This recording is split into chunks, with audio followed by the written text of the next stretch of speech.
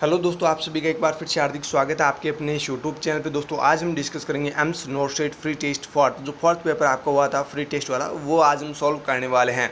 और ये जो एम्स नोरस्टेट फ्री टेस्ट वगैरह चल रहे हैं वो हमारे ऐप के ऊपर चल रहे हैं। तो अगर आपने अभी तक हमारे ऐप को डाउनलोड नहीं किया है तो आप जाए प्ले स्टोर पर, वहाँ पर सर्च करें नर्सिंग चैलेंजर्स, या फिर डायरेक्टली आप डिस्क्रिप्शन से लिंक से भी आप हमारे ऐप को डाउनलोड कर सकते हैं और जो फ्री टेस्ट वगैरह चल रहे हैं उनको आप अटेम्प्ट कर सकते हैं। दोस्तों इस पेपर में 4 से 5 क्वेश्चंस के अंदर कुछ दिक्कत आ रही थी स्टूडेंट्स को, तो वो तो मैं आपको सॉल्व करवा दूंगा। साथ ही साथ इस पेपर में मैं आपको बता दूं कि 4 से 5 नहीं, ऑलमोस्ट सभी क्वेश्चंस के आंसर्स चेंज हो गए थे कुछ टेक्निकल एरर की वजह से। सारे के सारे जो क्वेश्चंस के आंसर्स लगाए गए थे वो ना होकर कोई दूसरे आंसर्स बताए जा रहे थे। इसलिए इस पेपर को मैं ऐप से भी डाउनलोड कर दूंगा और जो आंसर्स यानी उनके जो क्वेश्चंस थे जो आपको पूछे गए थे फोर्थ पेपर में, उन सभी क्वेश्चंस के आंसर्स मैं आपको इस वीडियो में बताने वाला हूँ रेशनल के साथ में। तो आप मेरे साथ अंत तक बने रहिएगा और अपने फ्रेंड्स को भी ज़्यादा से ज़्यादा वीडियो के लिंक को शेयर जरूर कर दीजिएगा। आपके नॉरसेट, ESIC, जिपमार जो भी सेंट्रल गवर्नमेंट एग्जाम्स है उन सभी के लिए ये क्वेश्चंस बहुत ही ज़्यादा इंपॉर्टेंट होंगे, क्योंकि इस पेपर में एनक्लेक्स बेसिस क्वेश्चंस पूछे गए हैं। और एनक्लेक्स बेसिस क्वेश्चंस जो है जिपमार, नॉरसेट, BFUHS, ESIC सभी एग्जाम्स में पूछे जाते हैं। ओके, तो चलिए हम फटाफट से सॉल्व कर लेते हैं इस पेपर को। पहला क्वेश्चन आपको पूछा गया था, a client with Addison's disease has been admitted with a history of nausea and vomiting for the past 3 days. The client is receiving IV glucocorticoids Solomedrol. Which of the following interventions would the nurse implement? यहाँ पे देखिए patient आपके पास में admit हुआ Edison's disease का, और उसकी कंप्लेंट की बात करें, यानी जो पेशेंट आपको बता रहा है वो बता रहा है कि मेरे को नोजिया और वॉमिटिंग की कंडीशन जो है वो प्रीवियस 3 दिन से है, पिछले 3 दिन से मेरे को नोजिया वॉमिटिंग कंटिन्यूस हो रहे हैं। तो ये हिस्ट्री जो है उस पेशेंट की आपने देख ली है, पेशेंट आपके पास एडमिट हो गया है और पेशेंट को आप क्या दे रहे हैं, IV ग्लूकोकॉर्टिकॉइड्स। पेशेंट रिसीव कर रहा है IV ग्लूकोकॉर्टिकॉइड्स, यहाँ पे इसका ब्रांड नेम भी दे रखा है सोलोमेड्रोल। अब आपको यहाँ पे सवाल में पूछा गया कि कौन सा इंटरवेंशन नर्स यहाँ पे इम्प्लीमेंट करेगी।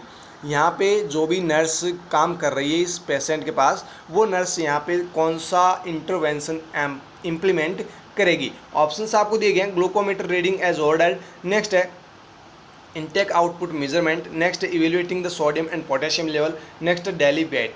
यहाँ पे आपको करेक्ट आंसर करना था option first, glucometer reading as ordered. यहाँ पे वैसे आपको राइट आंसर दिखाया गया था ऐप के ऊपर इनटेक आउटपुट मेजरमेंट, लेकिन ये आंसर नहीं होगा। मैंने कहा है ये टेक्निकल एरर की वजह से सभी क्वेश्चंस के आंसर्स गलत हो गए थे उसमें, है ना। तो यहाँ पे जो आपको करेक्ट आंसर क्या करना है, ग्लूकोमीटर रीडिंग एज ऑर्डर्ड। जैसे ऑर्डर आपको दिया गया है उस ऑर्डर को फॉलो करना है और ग्लूकोमीटर रीडिंग जो है वो कंटिन्यूस आपको लेनी है। देखिए इसके पीछे रिएक्शनल क्या है। IV glucocorticoids rise the glucose level and often require coverage with insulin.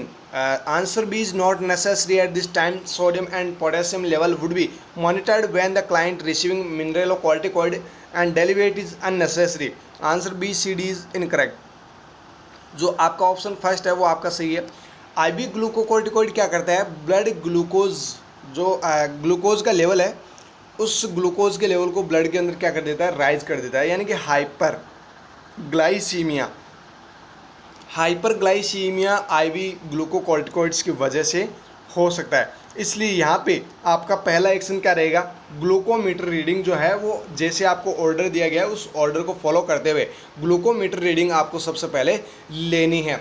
अगर यहाँ पे जो ऑप्शन आपको फोर्थ दिया गया है, ये ऑप्शन पूछा जाए कि पेशेंट के अंदर मिनरलोकॉर्टिकॉइड रिसीव कर रहा है, ऐसी कंप्लेन कर रहा है, मतलब क्वेश्चन सेम है, और वहाँ पे IV ग्लूकोकॉर्टिकॉइड की जगह आपको दे दी जाए IV मिनरलोकॉर्टिकॉइड उस पेशेंट को चल रहा है, तो फिर आपका आंसर जाएगा evaluating the sodium and potassium level. यहाँ पर आप देख सकते हैं at this time sodium and potassium level would be monitored when the client receiving mineralocorticoid. अगर मिनरलोकॉर्टिकॉइड पर्सन को चल रही है तो फिर आपको सोडियम और पोटेशियम के लेवल को चेक करने की ज़रूरत होगी। एज नर्स यहाँ पे सबसे पहला जो इंटरवेंशन होगा मिनरलोकॉर्टिकॉइड में वो होगा evaluating the sodium and potassium level. Daily wait वगैरह ये अननेसेसरी है, तो ये बाकी सारे जो ऑप्शन है वो क्या है, आपकी गलत है। अगला सवाल देखिए, a client had a total thyroidectomy yesterday, the client is complaining tingling around the mouth and the fingers and toes. What would the nurse next action be? एक पेशेंट है जिसकी टोटल थायरॉइडेक्टमी हुई है येस्टरडे यानी पिछले दिन उसकी टोटल थायरॉइडेक्टमी हुई है और वो रिकवरी रूम के अंदर आ गया। अब देखिए जो पेशेंट है वो कंप्लेन कर रहा है आपको कि मेरे को जो टिंगलिंग सेंसेशन है वो माउथ के अराउंड चारों तरफ, चेहरे के चारों तरफ यानी फेस में मेरे को टिंगलिंग सेंसेशन हो रहे हैं, अपनी जो फिंगर्स है टोज है वहाँ पर भी मेरे को टिंगलिंग सेंसेशंस वगैरह अराइज हो रहे हैं। तो यहाँ पे एज नर्स आप क्या एक्शन लेंगे, एज नर्स आप यहाँ पे क्या एक्शन लेंगे? ऑप्शन देखिए, first obtain a crash cart, next check the calcium level, next assess the dressing for drainage, next assess the blood pressure for hypertension. यहाँ पे आपको करेक्ट आंसर क्या करना है? ऑप्शन सी, ऑप्शन जो third है वो आपको करेक्ट आंसर करना है। Assess the dressing for drainage, जहाँ से ड्रेनेज हो रहा है उस ड्रेसिंग को क्या करना है? असेस करना है। देखिए इसके पीछे रेशनल क्या है, assess the dressing for drainage, ये तो आपका करेक्ट आंसर हो ही जाएगा। रेशनल की बात करें तो the parathyroid gland are responsible for calcium production and damage during the thyroidectomy. जो पैराथायरॉइड ग्लैंड होती है वो कैल्शियम प्रोडक्शन के लिए रेस्पॉन्सिबल होती है, और जब किसी पर्सन की टोटल थायरॉइडेक्टमी की जाती है तो उस दौरान क्या होता है, ये जो पैराथायरॉइड ग्लैंड है उसके डैमेज होने के बहुत ज़्यादा चांसेस होते हैं, और अगर ये डैमेज होगी तो कैल्शियम प्रोडक्शन नहीं हो पाएगा। The tingling can be due to low calcium level, और अगर कैल्शियम का लेवल डिक्रीज हो गया, हाइपोकैल्सीमिया हो गया, तो उसकी वजह से क्या होगा, जो टिंगलिंग सेंसेशंस वगैरह है वो पेशेंट के अंदर अराइज होगी। Okay, the crash cart would be needed in respiratory distress but would not be the next action to take. जो क्रैश कार्ट है उसकी ज़रूरत कब पड़ेगी? अगर यहाँ पे टिंगलिंग सेंसेशन ना देकर यहाँ पे क्वेश्चन में दिया जाता आपको कि पेशेंट को रेस्पिरेटरी डिस्ट्रेस हो रहा है और कल ही उसकी टोटल थायरॉइडेक्टमी हुई है, ये अगर क्वेश्चन में दिया जाता तो फिर आपका आंसर क्या जाता? Crash cart. तो जो क्रैश कार्ट है उसकी ज़रूरत पड़ेगी आपको रेस्पिरेटरी डिस्ट्रेस में, यानी कि ये जो एक्शन है आपका assess the dressing for drainage, इसके बाद का जो एक्शन आपका होगा वो क्रैश कार्ट का ही होगा। रेस्पिरेटरी डिस्ट्रेस उस पर्सन को हो सकता है, तो ये आपका नेक्स्ट एक्शन होगा। अदरवाइज अगर आपको रेस्पिरेटरी डिस्ट्रेस से क्वेश्चन पूछा जाता है टिंगलिंग सेंसेशन से ना पूछकर, तो फिर आपका आंसर क्रैश कार्ट यहाँ पे हो जाएगा। अगला सवाल देखिए, ए 32-year-old mother of 3 brought to the clinic. Her pulse is 52. There is a weight gain of 30 pounds in 4 months, and the client is wearing 2 sweaters. The client is diagnosed with hypothyroidism. Which of the following nursing diagnosis is the highest priority? देखिए पूछने का मतलब तो वही है, question अगर इसको 2 line में बनाया जाए तो भी 2 लाइन में भी बन सकता है, और इसको 6 लाइन में बनाया जाए तो इस क्वेश्चन को 6 लाइन में भी बनाया जा सकता है। देखिए इसमें क्या बोला गया है, एक 32 साल की महिला है जो आपके पास में क्लिनिक पे आई है, आपके क्लिनिक पे 3 बार वो आ चुकी है, उसकी पल्स जो है वो 52 आ रही है। पल्स जब आपने चेक की तो 52 आ रही है। नॉर्मली 70 to 100 के बीच में आनी चाहिए, बट 60 to 100 के बीच में आनी चाहिए, लेकिन वो जो पल्स है वो क्या हो रही है? डिक्रीज है। देयर इज़ वेट गेन, और उसमें जो वेट गेन है वो भी हुआ है, मतलब वज़न जो है वो बढ़ा है 30 पाउंड। 4 महीने के अंदर उसका वज़न जो है वो 30 पाउंड बढ़ चुका है। क्लाइंट वियरिंग 2 स्वेटर्स, देखिए वो जो क्लाइंट आपके पास में आई है वो 2 स्वेटर पहनती है, ये भी आपको बताया गया है। तो ऐसे करके मतलब इन्होंने लाइनें बढ़ा दी है। आगे देखिए, the client diagnosed with hypothyroidism. अब आपको ये बताया गया है कि जो क्लाइंट है, जो आपके पास में पेशेंट आया है वो हाइपोथायरॉइडिज्म का है। अब आपको सवाल में ये पूछा गया कौन सा नर्सिंग डायग्नोसिस यहाँ पे हाईएस्ट प्रायोरिटी के हिसाब से आप बताओगे, मतलब आपको हाईएस्ट प्रायोरिटी देनी है और नर्सिंग डायग्नोसिस बताना है हाइपोथायरॉइडिज्म का। ऑप्शंस आपको दिए गए, impaired physical mobility related to decrease endurance, next hypothermia related to decrease metabolic rate, next disturbed through processes related to interstitial edema, next decreased cardiac output related to bradycardia। तो यहाँ पे जो आपका correct answer हो जाएगा वो हो जाएगा decrease cardiac output related to bradycardia. The decrease in pulse can affect the cardiac output and lead to shock, which would the take precedence over the other choices. यानी कि जो आपका डिक्रीज कार्डियक आउटपुट है वो किसकी वजह से हो रहा है? वो पल्स के गिरने की वजह से, मतलब अगर डिक्रीज पल्स आती है तो उसकी वजह से कार्डियक आउटपुट भी अफेक्ट होगा और कार्डियक आउटपुट क्या हो जाएगा? डिक्रीज हो जाएगा। इसकी वजह से पेशेंट शॉक में भी जा सकता है। किस में जा सकता है? शॉक में भी जा सकता है। तो यहाँ पे आपकी जो प्रायोरिटी रहेगी वो क्या रहेगी? ऑप्शन 4। लेकिन यहाँ पे ऑप्शंस आपको गलत बताया गया था, मतलब आंसर्स जो बताया गया था ऐप के ऊपर वो कुछ गलत ही आ रहा था, वो टेक्निकल इश्यूज़ की वजह से। अगला सवाल देखिए, the client is admitted to the hospital with hypertensive crisis and diazoxide is ordered during administration the nurse should. एक पेशेंट आपके पास में एडमिट हुआ है और उस पेशेंट को क्या है, हाइपरटेंसिव क्राइसिस की कंडीशन डेवलप हो रखी है। आपको कहा जाता है कि इस पेशेंट को डाइजोक्साइड देनी है, ये ऑर्डर आपको मिला हुआ है फिजिशियन से, और आपको डाइजोक्साइड जो है वो आपको देनी है। Drug administration the nurse should, मतलब ड्रग को एडमिनिस्टर करने से पहले नर्स क्या करेगी, या फिर ड्रग आप अगर उस पेशेंट को दे रहे हैं तो आपको एज ए नर्स वहाँ पे क्या एक्शन लेना चाहिए। देखिए ऑप्शंस आपको दिए गए हैं, utilize the infusion pump, next है check the blood glucose level, next place the client in Trendelenburg position, next cover the solution with file.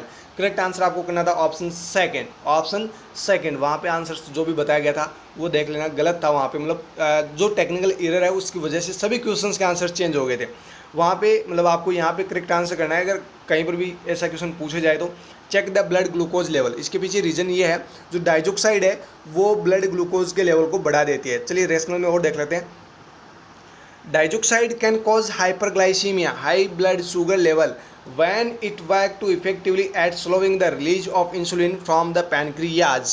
जब डाइजोक्साइड किसी पर्सन को देते हैं तो इसकी वजह से हाइपरग्लाइसीमिया पर्सन के अंदर डेवलप हो सकता है, यानी जो ब्लड के अंदर जो शुगर लेवल है वो बढ़ सकता है। जब ये काम करेगी डाइजोक्साइड तो ये क्या करेगी, पैनक्रियाज को अफेक्ट करेगी, और जो इंसुलिन रिलीज हो रहा है उसको भी अफेक्ट करेगी, उसके प्रोडक्शन को स्लो कर देगी। तो इसकी वजह से ब्लड में शुगर का लेवल बढ़ जाएगा। तो ये आपको क्या करना होगा, सबसे पहले चेक करना होगा blood glucose level. If the insulin level has been reduced too much the blood sugar level can become too high.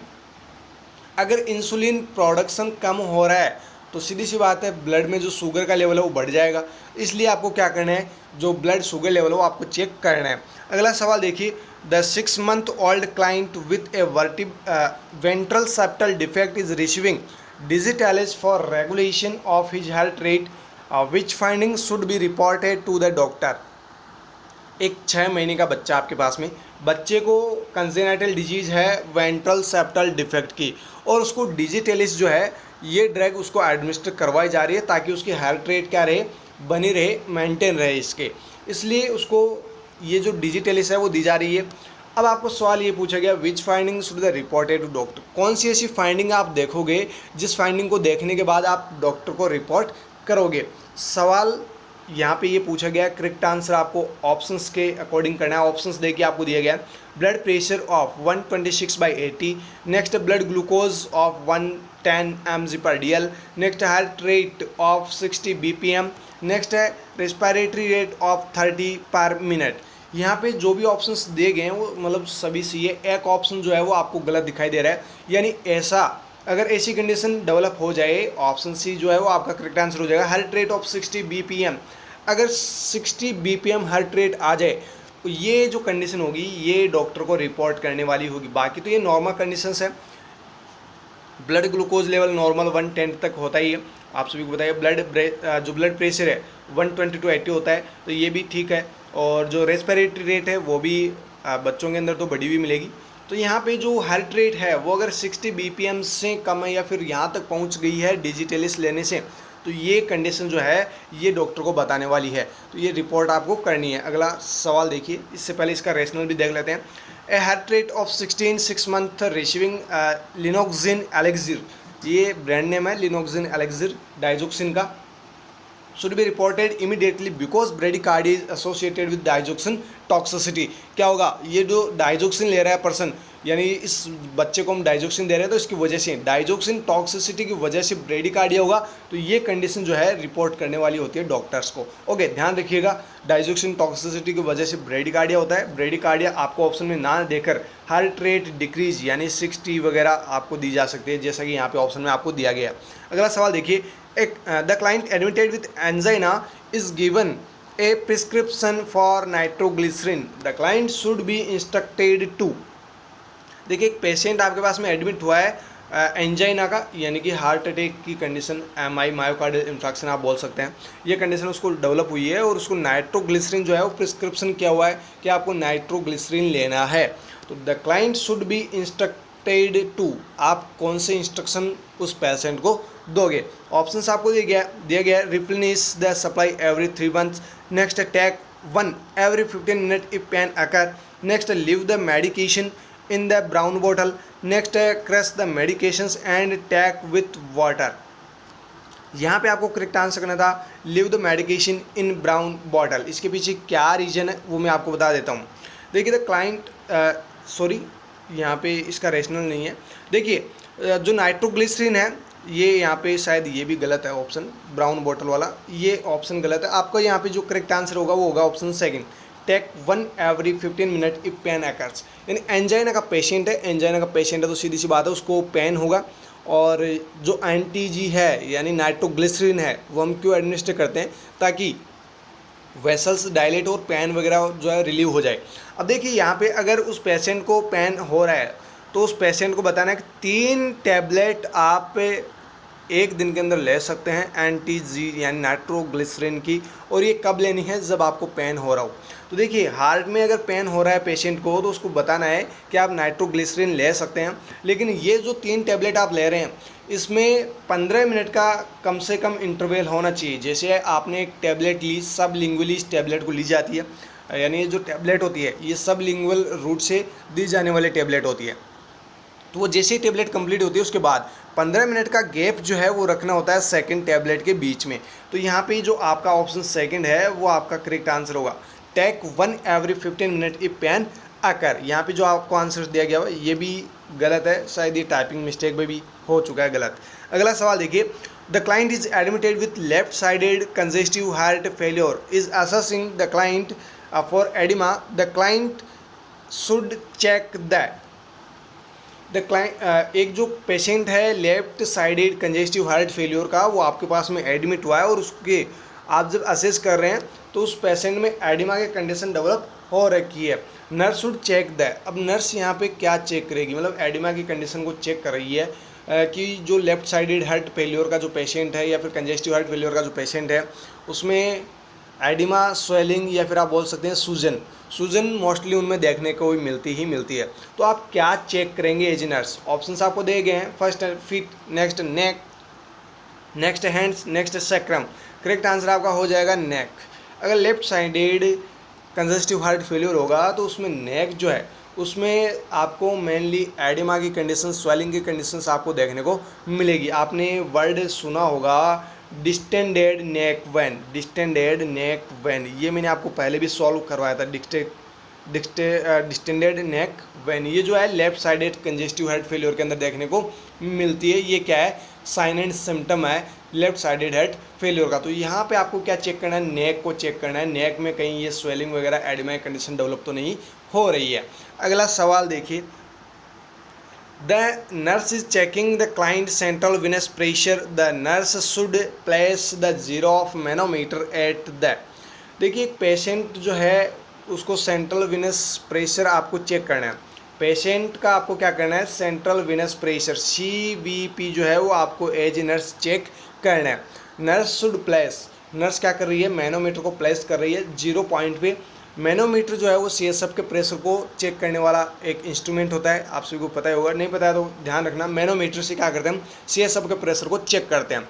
अब देखिए 0 पॉइंट पे उसने प्लेस कर दिया, तो ये जो CVP के लिए मैनोमीटर को लगा रही है तो कौन सी लोकेशन पे लगाएगी नर्स, तो ये आपको सवाल पूछा गया। ऑप्शन में देखिए, फर्स्ट है phlebotoxic phlebostatic axis, next PMI यानी point of maximal impulses, next Erb's point, next tail of Spencer. यहाँ पे आपको करेक्ट आंसर करना था ऑप्शन फर्स्ट, फ्लेबोस्टेटिक एक्सिस। इसके पीछे रीजन क्या है मैं आपको बता देता हूँ फटाफट से। The nurse should place the 0 of manometer at the phlebostatic axis located at the 5th intercostal space mid axillary line when checking the central venous pressure। जब भी central venous pressure CVP check किया जाता है तब manometer को 0 point पे कहाँ पे प्लेस करते हैं, फ्लेबोस्टेटिक एक्सिस पे। और ये जो फ्लेबोस्टेटिक एक्सिस है वो कहाँ पे होता है, between the 5th intercostal space mid axillary line. जो मिड एक्सिलरी लाइन है उसके 5th इंटरकोस्टल स्पेस, ये जो लोकेशन है इस लोकेशन पे इस मैनोमीटर को लगाया जाता है और वहाँ से CVP को मॉनिटर किया जाता है। बाकी जो ऑप्शन है वो सभी के सभी क्या है, इनकरेक्ट है।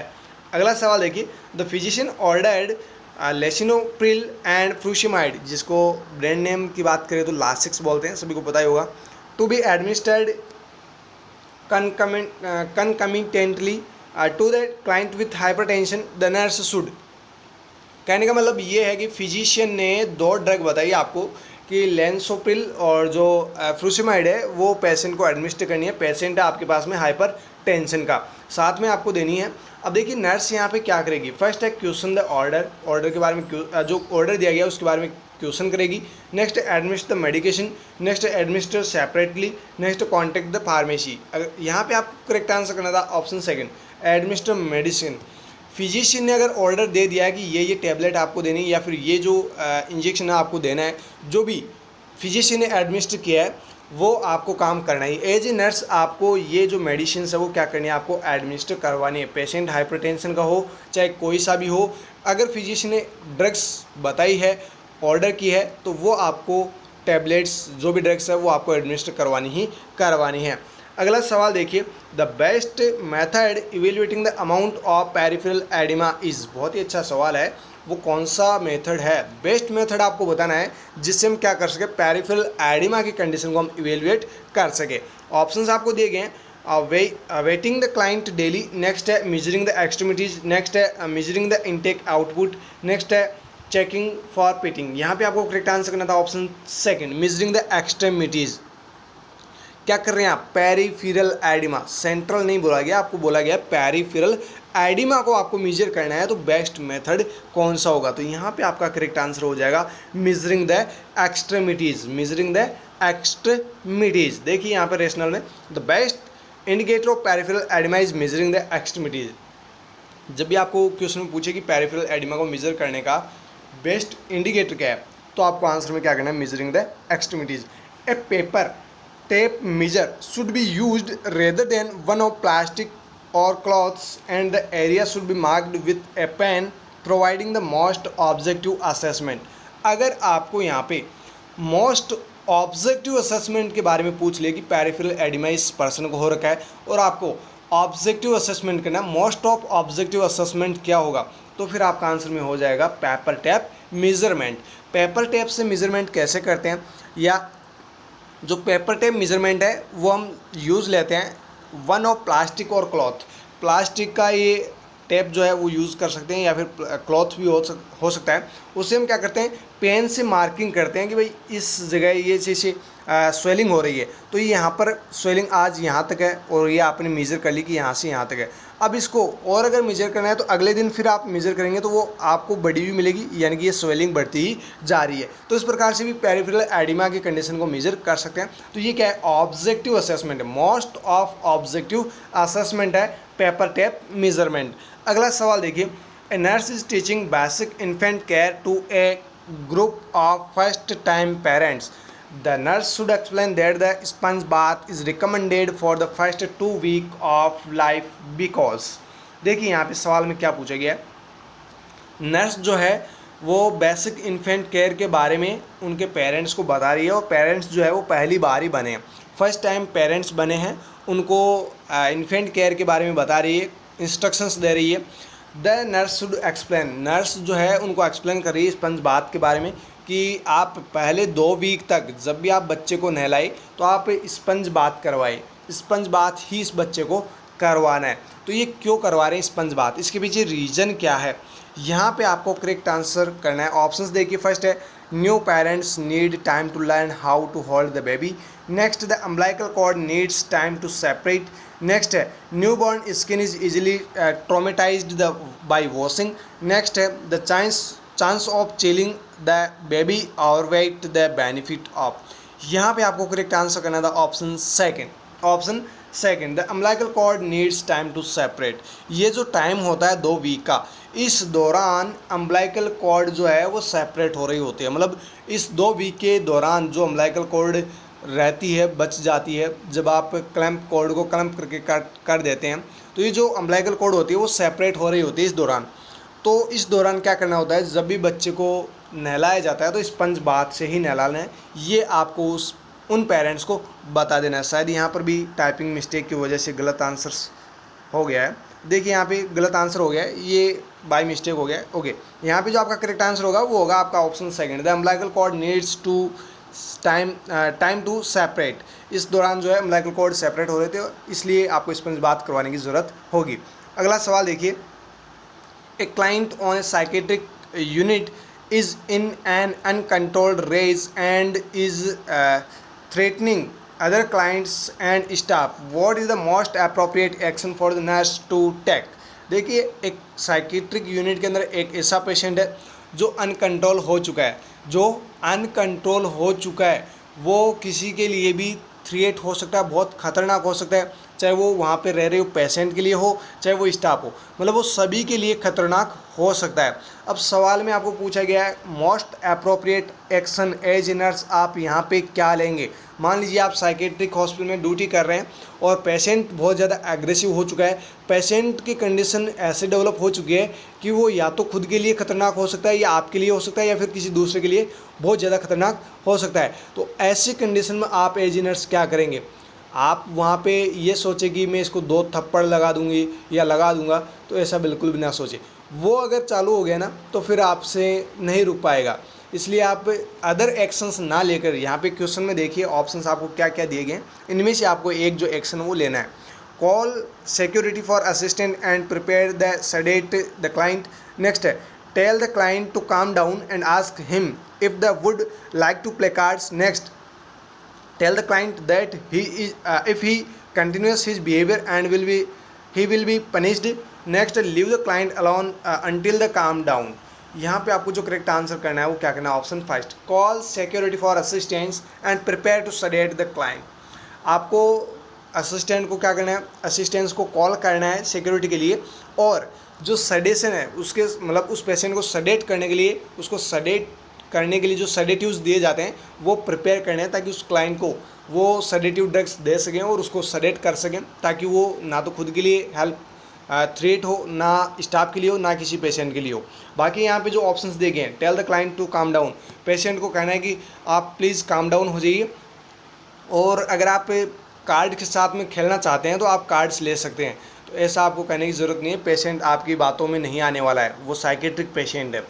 और आप क्या करेंगे, पेशेंट के जो बिहेवियर है उसको आप कंटिन्यूस देखेंगे और उसको कहेंगे कि आपको मैं पनिशमेंट दूंगी, जैसे आप थोड़ी देर बाद में आपको बहुत खतरनाक पनिशमेंट दूंगी एज ए नर्स या फिर दूंगा, तो आपका ये जो पनिशमेंट रहेगा वो भी नहीं सुनने वाला है। चाहे आप कुछ भी दे दो, वो तो आपके लिए बहुत खतरनाक साबित हो सकता है, तो ये भी आपको नहीं करना है। साथ ही उस पेशेंट को अकेला नहीं छोड़ना है, alone client, leave the client alone, patient को कभी भी अकेला नहीं छोड़ना है कि आप जैसे काम डाउन हो जाते हैं उसके बाद में आपको ट्रीटमेंट के लिए आऊँगी तो ऐसा या फिर आऊँगा, ऐसा कुछ भी नहीं करना है, मतलब उस पेशेंट को अकेला तो बिल्कुल भी नहीं छोड़ना है। ओके, तो यहाँ पे ये 3 ऑप्शंस तो आपके गलत हैं, जो आपका ऑप्शन फर्स्ट वो आपका सही है। अगला सवाल देखिए, when the nurse check the fundus of a client on the first postpartum day, she notes that the fundus is firm, is at level of the umbilicus and is displaced at the right. The next action the nurse should take is to, जो nurse है वो check कर रही है funds height को, और जो first postpartum day है उस दौरान नर्स जो क्या है फंडस की हाइट को चेक कर रही है। नर्स जब चेक करती है फंडस को तो वो फिर्म जो है उसको देखने को मिलता है, और साथ ही साथ अम्बलाइकस लेवल वो फंडस की हाइट जो है वो देखने को मिलती है। And displaced to the right, जहाँ पे होना चाहिए वहाँ पे ना होकर डिस्प्लेसमेंट भी हो रखा है। तो एज नर्स आप यहाँ पे कौन सा एक्शन लेंगे। फर्स्ट यहाँ पे ऑप्शन दिया गया है, check the client for bladder distension.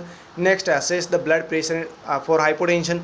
Next, determine whether an oxytocic drug was given. Next है check the expulsion of small clots. यहाँ पे आपको जो करेक्ट आंसर करना हो क्या करना, option first, check the client for bladder distension. जो क्लाइंट है उसके ब्लड को चेक करना है कि कहीं इसकी डिस्टेंशन की वजह से तो ऐसा नहीं हो रहा है, इसलिए आपको क्या करना है, यहाँ पे फर्स्ट एक्शन क्या होगा आपका, check the client for bladder distension. अगला सवाल देखिए, a client is admitted to the hospital with temperature of 99.8 degree Fahrenheit, complaints of blood tinged hemoptysis, fatigue and night sweat. The client symptoms are consistent with diagnosis of।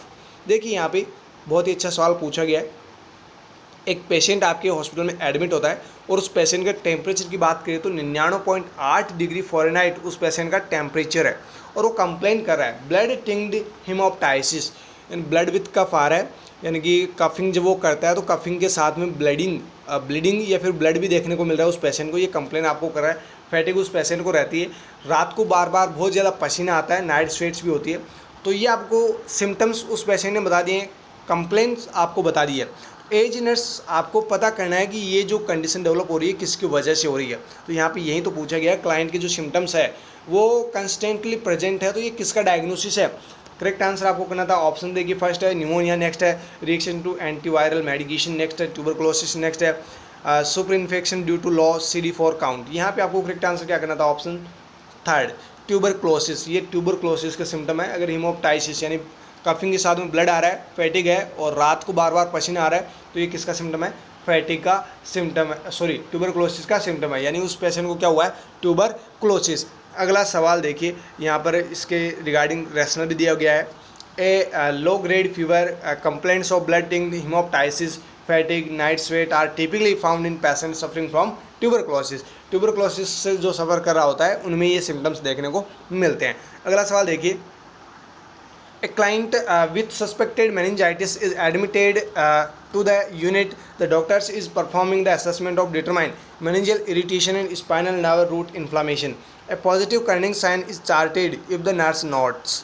देखिए, एक patient है meningitis का और वो आपके पास में hospital में एडमिट हो चुका है, आपकी यूनिट में जो है वो एडमिट हो चुका है। डॉक्टर क्या कर रहा है, असेसमेंट कर रहा है, डॉक्टर असेसमेंट कर रहा है, परफॉर्म कर रहा है, क्या परफॉर्म कर रहा है, मेनिंजियल इरिटेशन और स्पाइनल नर्व रूट इन्फ्लामेशन को चेक करने के लिए जो डॉक्टर है वो क्या करता है, असेसमेंट करता है। अब यहाँ पे सवाल ये पूछा गया है, पॉजिटिव कर्निंग साइन अगर उस पेशेंट में डेवलप होता है तो इससे आप क्या समझते हैं, मतलब डॉक्टर ने कर्निंग साइन चेक करने के लिए उसने असेसमेंट किया और देखा कि शायद हाँ इस पेशेंट को जो है मेनिंजाइटिस हो ही रखा है। अब आपको सवाल में ये पूछा गया पॉजिटिव कर्निंग साइन से आप क्या समझते हैं। देखिए यहाँ पे ऑप्शंस आपको दिए गए, pain on flexion of the hip and knees, next है nuchal rigidity of on flexion of the neck, next है pain when the head is turn to the left side, next dizziness when changing positions. तो यहाँ पे आपको जो correct answer करना है वो क्या करना है, ऑप्शन फर्स्ट। बहुत बार ये सवाल पूछा भी जा चुका है कर्निंग साइन से रिगार्डिंग। इमेज भी दी जाती है, जो पैर होता है उसको थोड़ा सा यहाँ से एलिवेट किया जाता है और चेक किया जाता है कि कहीं पेन तो नहीं हो रहा है, तो वो चीज़ चेक क्यों करते हैं, मेनिंजाइटिस को असेस करने के लिए। तो यहाँ पे देखिए क्या होगा, जब हिप और नीज को फ्लेक्स किया जाए तो तो उस दौरान पेशेंट को क्या होता है, पेन होता है। तो ये क्या है, कर्निंग साइन। ये क्या है, कर्निंग साइन। तो ध्यान रखिएगा, बहुत ही इंपॉर्टेंट सवाल है। देखिए रेशनल के अंदर, severe neck stiffness causes a patient hip and knees to flex when the neck is flexed. यानी कि जो मतलब ये तो हो गया आपका नीज वाला, नी या फिर हिप को फ्लेक्स किया जाता है तो पेन होगा। सीवियर जो नेक स्टिफनेस है वो कब कॉज होगी, जब हिप्स और knees to flex when the neck is flexed. Hip और नीज को जब फ्लेक्स करते हैं उस दौरान अगर नेक भी फ्लेक्स हो रहा है आगे, मतलब पेशेंट के पैर को जब ऊपर उठाया जाता है तो पेशेंट जो है अपने गर्दन को भी वो थोड़ा सा ऊपर उठाएगा। तो ये कंडीशन में क्या होगा, सीवियर नेक स्टिफनेस। ये सीवियर नेक स्टिफनेस भी जो है इसका रीजन ये होता है। ओके, अगला सवाल देखिए, the client with Alzheimer's disease is being assisted with activities of daily living when a nurse notes the client uses her toothbrush to brush her hair. The nurse is aware that the client is exhibiting. देखिए आपके पास में patient है Alzheimer disease का और वो एक ऐसी एक्टिविटी आपको दिखा रहा है जिससे आपको हंसी भी आ रही है तो एक तरफ आपको गुस्सा भी आ रहा है ना। किस प्रकार की वो एक्टिविटी कर रहा है, देखिए यहाँ पे आपको बताया भी गया है उस एक्टिविटी के बारे में। पेशेंट जो है वो टूथब्रश की जगह जो टूथब्रश करने वाली ब्रश आती है उस ब्रश से वो अपने हेयर्स को ब्रश कर रहा है। भाई टूथब्रश से कोई हेयर्स को ब्रश करता है क्या, नहीं करता ना। लेकिन ये जो अल्जाइमर डिजीज़ का पेशेंट है वो कर रहा है, जहाँ पर ब्रश करनी चाहिए वहाँ पर ना करके किसी अदर प्लेस पे वो ब्रश कर रहा है। यानी कि ये अल्जाइमर डिजीज़ का कंडीशन जो है उस पेशेंट को डेवलप हो रही है। अब सवाल में ये पूछा गया कि इस पेशेंट को क्या हुआ है, यानी इस टाइम को आप क्या बोलेंगे अगर ऐसी एक्टिविटीज़ वो पर्सन परफॉर्म कर रहा है। तो ऑप्शंस आपको दिए गए हैं, फर्स्ट है एग्नोजिया, नेक्स्ट है अप्रेक्सिया, नेक्स्ट है अनोमिया, नेक्स्ट है अफेजिया।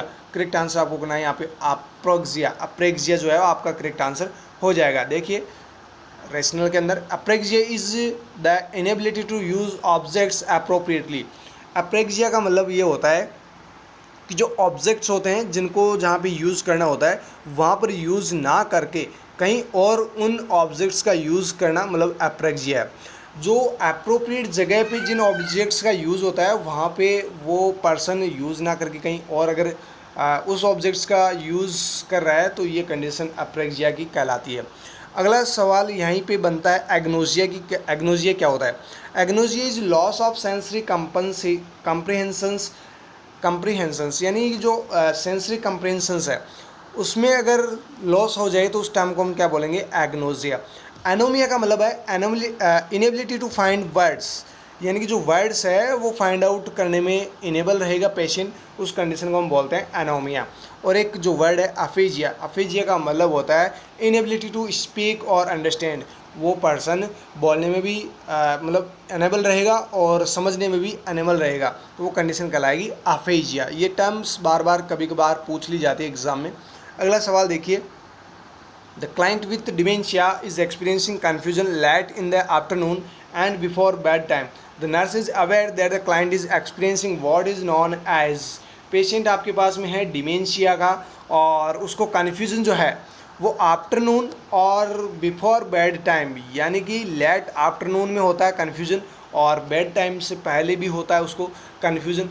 तो ये जो कंडीशन हो रही है इस कंडीशन को हम क्या कहेंगे या फिर ये कौन सी कंडीशन की वजह से हो रहा है?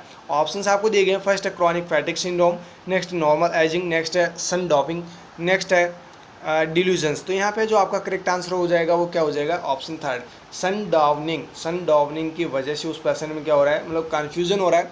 कन्फ्यूजन कब हो रहा है? Late afternoon and before bed time. Patient dementia का है लेकिन उसको कन्फ्यूजन कब हो रहा है? Late afternoon and before bed time. देखिए एक्सप्लेनेशन के अंदर, और increased confusion at night is known as sundowning. अगर लेट नाइट किसी पर्सन को बहुत ज़्यादा कन्फ्यूजन हो रहा है इस कंडीशन को हम कहते हैं sundowning syndrome. This increased confusion occur when the sun begins to set and continues during the night.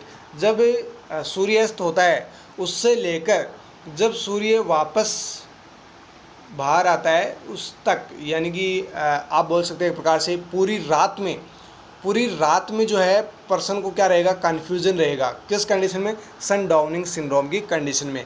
अगला सवाल देखिए, द डॉक्टर हैज़ प्रिस्क्राइब्ड एलेक्जन, जिसका ये ब्रांड नेम है, और इस ड्रग का शॉर्ट नेम की बात करें तो रिवास्टिगमाइन बोलते हैं इसको। Rivastigmine for the client with Alzheimer disease, which side effect is most often associated with this drug. Patient को एडमिनिस्टर की जा रही है ड्रग, कौन सी? रिवास्टिगमाइन। ये किस पेशेंट को दे रहे हैं हम? अल्जाइमर डिजीज़ के पेशेंट को। अब सवाल में ये पूछा गया है कि इस ड्रग की वजह से कौन सा मोस्ट ऑफ साइड इफेक्ट देखने को मिल सकता है? ऑप्शंस आपको दिए गए, urinary incontinence, headache, confusion, nausea. Correct answer आपको क्या करना है? ऑप्शन डी, नोजिया कंडीशन जो है इस ड्रग की वजह से उस पेशेंट में देखने को मिलेगी। देखिए रेशनल के अंदर, Exelon use to associated with significant nausea, vomiting and weight loss. Exelon use की वजह से जो साइड इफ़ेक्ट्स देखने को मिलेंगे, नोजिया, वॉमिटिंग या फिर वेट लॉस की कंडीशंस जो है वो देखने को मिल सकती है। ये साइड इफेक्ट देखने को मिल सकते हैं। यहाँ पे साथ ही दे रखा है रिवास्टिगमाइन में cause nausea, vomiting, diarrhoea, stomach pain, loss of appetite, weight loss. Nausea, vomiting, diarrhoea, stomach pain, loss of appetite, weight loss, ये सारी चीज़ें जो है वो रिवास्टिगमाइन की वजह से देखने को मिलती है। आपको नोजिया ऑप्शन में ना देकर स्टमक पेन भी दिया जा सकता है, डायरिया भी आपको दे सकते हैं, लॉस ऑफ एपेटाइट भी ऑप्शन में दे सकते हैं, तो थोड़ा सा ध्यान रखिएगा, यहाँ से क्वेश्चन बन सकता है। अगला सवाल देखिए, a client is admitted to the labour and delivery unit in active labour during examination, the nurse notes a papular lesions on the perineum, which initial action is most appropriate. देखिए एक patient admit है active labour, यानी उस patient की delivery होने वाली है, मतलब प्रेग्नेंट वुमन जो है वो आपके पास में हॉस्पिटल में एडमिट हुई है और उसकी डिलीवरी कुछ ही देर में होने वाली है। एक्टिव लेबर का वो केस है। ड्यूरिंग एग्जामिनेशन, जब आप एग्जामाइन करते हैं तो उसके जो पेरिनियम है वहाँ पर पैपुलर लीजन्स बने हुए हैं। पैपुलर लीजन्स उस महिला के पेरिनियम एरिया में बने हुए हैं। अब देखिए which initial action is most appropriate, कौन सा एक्शन आप लोगे जो बहुत ज़्यादा अप्रोप्रिएट हो, उस पेशेंट के लिए सही हो। देखिए ऑप्शंस में आपको दिए गए हैं, document the finding, next report the finding to the doctor, next prepare the client for a section, next continuous primary care as prescribed. यहाँ पे जो आपको करेक्ट आंसर करना है वो क्या करना है, option second report the finding to the doctor. So ये जो फाइंडिंग आपको दिखाई दी है ये पेपुलर लीजन्स वगैरह, ये जो फाइंडिंग आपको देखने को मिली है ये फाइंडिंग बतानी है किसको, डॉक्टर को। तो यहाँ पे आपको क्या करना है, फाइंडिंग जो भी आपको मिली है डॉक्टर को बतानी है। देखिए रेशनल में any lesions should be reported to the doctor, किसी भी प्रकार का लीजन हो, चाहे पेपुलर की जगह कोई और ऑप्शन में आपको दे दिया जाए तो भी आपको क्या करना है, डॉक्टर को रिपोर्ट करना है। किसी भी प्रकार का लीजन बना हुआ अगर पेरिनियम एरिया में तो डॉक्टर को आपको बताना ही बताना है। This is indicate a herpes lesion, यानी ये जो भी लीजन्स बन रहे हैं तो ये जो लीजन्स है जो भी, जैसे पेपुलर लीजन के बारे में अभी आपको क्वेश्चन में बताया, ये पेपुलर लीजन जो है वो हर्पीज लीजन्स की वजह से मतलब इसको इंडिकेट कर रहे हैं, हर्पीज वायरस का इन्फेक्शन हुआ है। Clients with open lesions related to herpes are delivered by cesarean section because there is possibility to transmission of the infection to the fetus and direct contact to the lesion।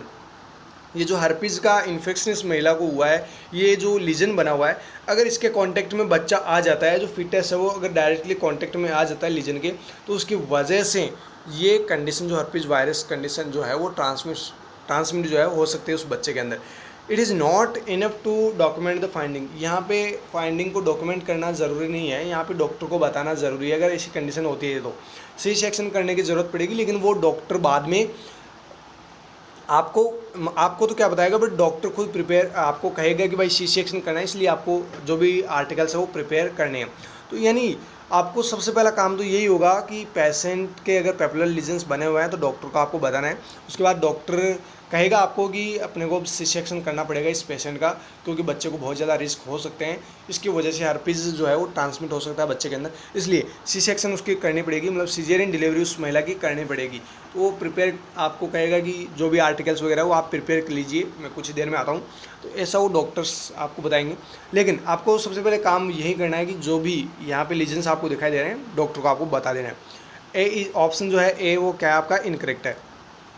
देखिए आगे, the physician must make a decision to perform a C section, जो physician होगा वो action लेगा कि C section करना है कि नहीं करना है। तो ये भी आप एज ए नर्स नहीं कर सकते हैं। Not enough to continue primary care, बाकी जो ऑप्शंस आपको दिए गए हैं सारे के सारे गलत है। ऑप्शन जो आपका सेकंड है report the finding to the doctor, ये आपका सही आंसर है। अगला सवाल देखिए, a client with diagnosis of HPV is at high risk for which of the following. HPV से डायग्नोसिस हुआ एक पेशेंट, इस पेशेंट को कौन सा कैंसर या फिर कौन सी कंडीशन सबसे ज़्यादा होने के चांसेज है। ऑप्शंस आपको दिए गए हैं, Hodgkin's lymphoma, next cervical cancer, next multiple myeloma, next ovarian cancer. आपको यहाँ पे करेक्ट आंसर करना है सर्वाइकल कैंसर। HPV की वजह से क्या होता है, मोस्ट ऑफ सर्वाइकल कैंसर, और सर्वाइकल कैंसर अगर किसी को हो जाता है तो उसके लिए वैक्सीन भी बनाई गई है, HPV वैक्सीन। HPV वैक्सीन भी आती है जो सर्वाइकल कैंसर के लिए यूज़ ली जाती है। कभी कभार सवाल पूछ लिया जाता है। लेकिन infection by the human papilloma virus HPV is most important risk factor for cervical cancer. HPV जो इन्फेक्शन है ये बहुत ज़्यादा रिस्क कॉज कर देता है, मतलब सर्वाइकल कैंसर के लिए जो रेस्पॉन्सिबल होता है वो कौन सा वायरस है, HPV ह्यूमन पैपिलोमा वायरस। अगला सवाल देखिए, a client visiting a family planning clinic as suspected to having an STI। STI का मतलब है sexually transmitted infection. The best diagnostic test for treponema pallidum is. देखिए क्लाइंट जो है उसको आप विजिट कर रहे हैं क्लिनिक के ऊपर, आपके पास में आया है, उस पेशेंट को क्या है, STI है, सेक्सुअल ट्रांसमिटेड इन्फेक्शन है। तो यहाँ पे आपको कुछ डायग्नोस्टिक टेस्ट के नाम दे रखे हैं। जो सेक्सुअली ट्रांसमिटेड इन्फेक्शन है वो किसकी वजह से हो रहा है, ट्रिपेनोमा पैलिडम की वजह से। सुना होगा आपने सिफिलिस जो है वो ट्रिपेनोमा पैलिडम की वजह से होता है। तो यहाँ पे आपको डायग्नोस्टिक टेस्ट का नाम बताना है। ऑप्शंस आपको दिए गए हैं, फर्स्ट है विनरल डिजीज रिसर्च लैब यानी VDRL, next RPR rapid plasma reagin, next है fluorescent treponemal antibody FTA, next है थाइमर मार्टिन कल्चर TMC। यहाँ पे जो आपको करेक्ट आंसर करना है वो क्या करना है, ऑप्शन सी फ्लोरोसेंट ट्रिपोनिमल एंटीबॉडी। जो FTA है वो बेस्ट डायग्नोसिस है STI को डिटेक्ट करने के लिए। यहाँ पर भी वही है, ट्रिपोनिमा अगर पैलिडम को आप डिटेक्ट कर रहे हैं तो FTA से बेस्ट तरीके से आप इसको डिटेक्ट कर सकते हैं। अगला सवाल यहाँ पे, A 15-year-old primary gravida is admitted with a tentative diagnosis for HELLP syndrome, which laboratory finding is associated with HELLP syndrome। एक 15 साल की महिला है और प्राइमरी ग्रेविडा, पहली बार उसने प्रेगनेंसी कंसीव की है और वो डायग्नोस हुई है हेल्प सिंड्रोम से, उसको हेल्प सिंड्रोम हो गया है। अब आपको सवाल में ये पूछा गया कौन सी लेबोरेटरी फाइंडिंग है जो हेल्प सिंड्रोम को इंडिकेट कर रही है, हेल्प सिंड्रोम से जुड़ी हुई है, एसोसिएटेड है। देखिए यहाँ पे ऑप्शन में दिया गया आपको एलिवेटेड ब्लड ग्लूकोज, नेक्स्ट है एलिवेटेड प्लेटलेट काउंट, नेक्स्ट है एलिवेटेड क्रिएटिनिन क्लियरेंस, नेक्स्ट है elevated hepatic enzyme. Correct answer आपको यहाँ पे करना है option D, elevated hepatic enzymes. जो हेल्प सिंड्रोम है उसमें क्या क्या होता है मैं आपको बता देता हूँ। हेल्प सिंड्रोम की अगर आपको फुल फॉर्म कभी पूछ ले तो हेल्प सिंड्रोम या फिर हेल्प का मतलब क्या होता है, haemolysis, elevated liver enzyme and low platelet count. तो यहाँ पे आपका ऑप्शन जो डी है वो क्या है, राइट आंसर है एलिवेटेड हिपेटिक एंजाइम, या फिर आप बोल सकते हैं एलिवेटेड लिवर एंजाइम। अगला सवाल देखिए, A diabetic multigravida is scheduled for an amniocentesis at 32 weeks gestation to determine the LS ratio, phosphatidyl glycerol level.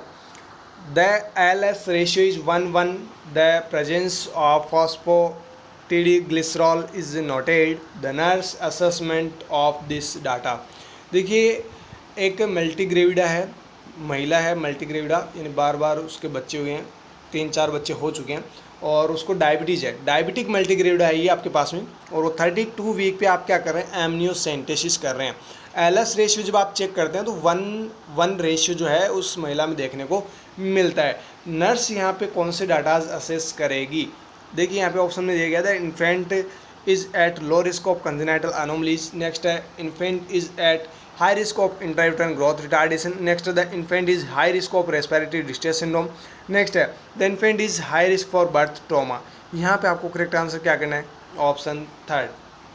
अगर एलएस रेशियो 1:1 रहता है जब आप एमनियोसेंटेसिस करते हैं तो उस दौरान अगर ये रेशियो रहता है तो उस इन्फेंट को क्या है, बहुत ज़्यादा रिस्क है रेस्पिरेटरी डिस्ट्रेस सिंड्रोम होने के। तो ये जो है यहाँ फाइंडिंग या असेसमेंट जो है वो आपको देखने को मिलेगी। अगला सवाल देखिए, The client is elected to have epidural anesthesia to relieve labor pain. If the client experiencing hypotension, the nurse would. एक पेशेंट है जिसको एपिड्यूरल एनेस्थेशिया जो है वो देना है ताकि उसका जो लेबर पेन है वो डिक्रीज हो सके, रिलीव हो सके। मतलब महिला की डिलीवरी होने वाली है और बहुत ज़्यादा पेन उस महिला को हो रहा है, आपको मतलब जो फिजिशियन है, जो एनेस्थेशियोलॉजिस्ट है, वो क्या कर रहा है, एपिड्यूरल एनेस्थेशिया दे रहा है। यदि पेशेंट को हाइपोटेंशन हो जाए तो एज ए नर्स आप यहाँ पे क्या करेंगे, ऑप्शंस देखिए, first place her in Trendelenburg position, next decrease the rate of IV infusion, next administer oxygen per nasal cannula, next decrease the rate of IV infusion. Correct answer आपको यहाँ पे क्या करना है, increase the rate of IV infusion. यहाँ पे आपको correct answer क्या करना है, option fourth, increase the rate of IV infusion, क्योंकि पेशेंट किस में जा रहा है, हाइपोटेंशन में। तो हाइपोटेंशन में जा रहा है इसलिए उसके जो फ्लूइड वॉल्यूम है उसको क्या कर देना है, बढ़ा देना है ताकि वो हाइपोटेंशन की कंडीशन में ना आ जाए। Hypotension may be prevented by administering intravenous fluids, giving medications such as ephedrine, phenylephrine and ondansetron by leg compression or by mother either lying down and walk around before the spinal anesthesia। Hypotension को prevent करने के लिए क्या करना है, ivy administer करवाना है, fluids, जो भी फ्लूइड्स है आईवी आपको एडमिनिस्टर करवाना है ताकि उसको हाइपोटेंशन की कंडीशन डेवलप ना हो। लेग कंप्रेशन देना है और मदर को लाइंग डाउन पोजीशन भी दे सकते हैं या फिर मदर को क्या कर सकते हैं, वॉकिंग वहाँ पे थोड़ा बहुत घुमा भी सकते हैं। ओके, अगला सवाल देखिए, client has cancer of the pancreas, the nurse should be most concerned about which nursing diagnosis. देखिए एक पेशेंट है जिसको पैनक्रियाज का कैंसर हुआ है, अब आपको यहाँ पे पूछा गया nursing diagnosis, most concerned diagnosis क्या होगा। ऑप्शन देखिए, first alteration in nutrition, next alteration in bowel elimination, next है alteration in skin integrity, next है ineffective individual coping. Correct answer आपको यहाँ पे क्या करना है, ऑप्शन जो है आपका जो है सेकंड जो है वो सही हो जाएगा, अल्ट्रेशन इन बॉवल एलिमिनेशन। जो बॉवल एलिमिनेशन है वो अल्टर्ड होगा किस कंडीशन में, अगर पैनक्रियाज का कैंसर हो जाए तो। ये जो आपके क्वेश्चंस थे सभी क्वेश्चंस के आंसर्स मैंने सॉल्व करवा दिए हैं। जो एक दो क्वेश्चंस में टाइपिंग मिस्टेक फिर भी हो रखी थी उनको भी मैंने आपको बता दिए। प्लीज़ आप ज़्यादा से ज़्यादा वीडियो के लिंक को शेयर कीजिएगा, वीडियो को लाइक कीजिएगा, और अगर आपने ऐप अभी तक डाउनलोड नहीं किया है तो आप ऐप को भी डाउनलोड कर लीजिएगा। फिर मिलेंगे दोस्तों नए वीडियो के साथ, तब तक हमारे साथ बने रहिएगा। Thank you so very much.